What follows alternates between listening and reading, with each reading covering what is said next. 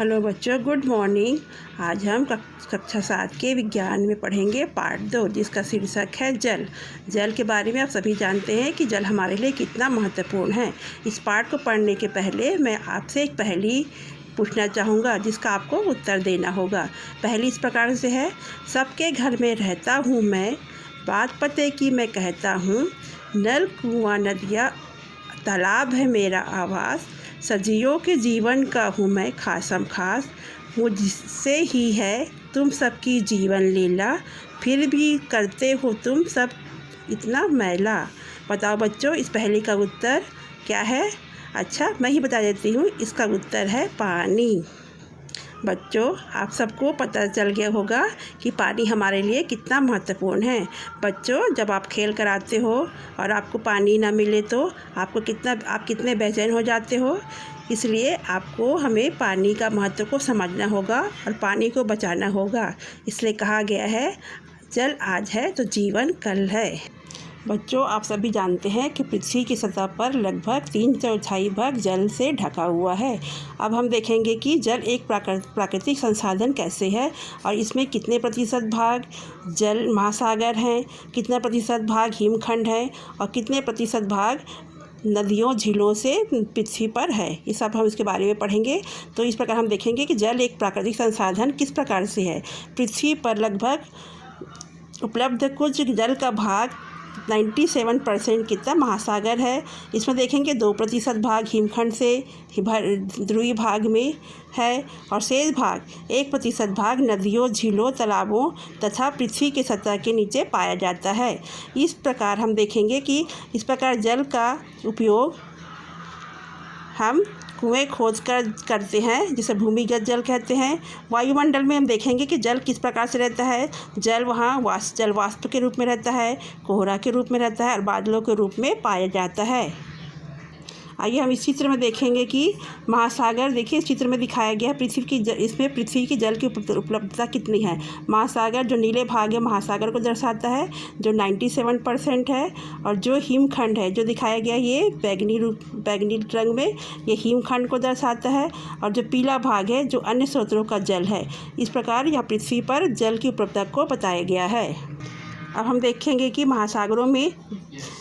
महासागरों का जल में नमक पाया जाता है, क्योंकि महासागरों का जल खारा होता है। क्यों होता है इसको देखेंगे कि इसमें कई प्रकार के अधिक मात्रा में लवण घुले रहते हैं और देखेंगे इसमें इसी कारण इसका जल का पानी खारा हो जाता है। इसलिए यह जल पीने योग्य नहीं होता है, न नहाने के योग्य होता है, न कपड़े धोने के योग्य होता है, न सिंचाई के कोई काम आता है। इसलिए हिमखंडों का भाग अब देखेंगे जल किस प्रकार से रहता है। हिमखंडों का जल शुद्ध होता है, किंतु इसका उपयोग हम आसानी से नहीं इसका कर सकते हैं। अब हम देखेंगे कि पृथ्वी पर उपलब्ध जल में से मनुष्यों के लिए जल कितना है। इसमें उपयोग वाले प्रति जल की मात्रा होता है। देखिए, 10 लीटर जल में से 1 मिलीलीटर, मतलब 0.01% के बराबर होता है।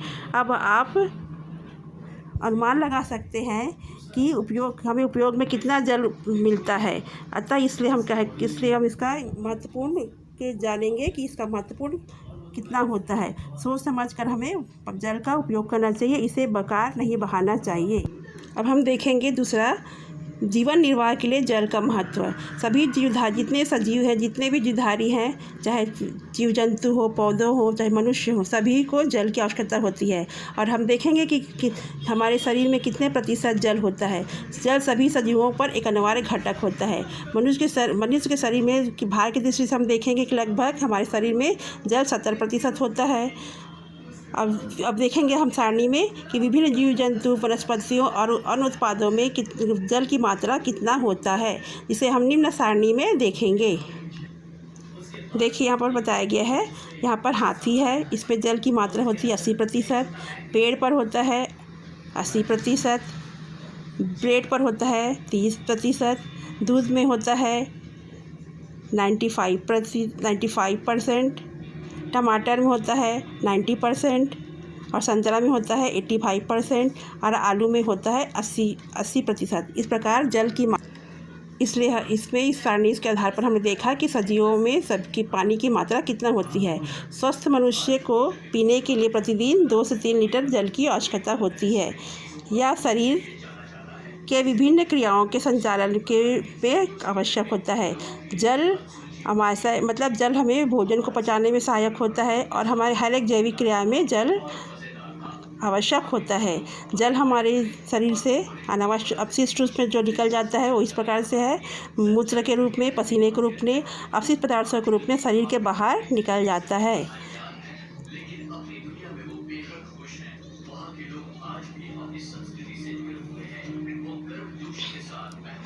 अतः हमें पर्याप्त मात्रा में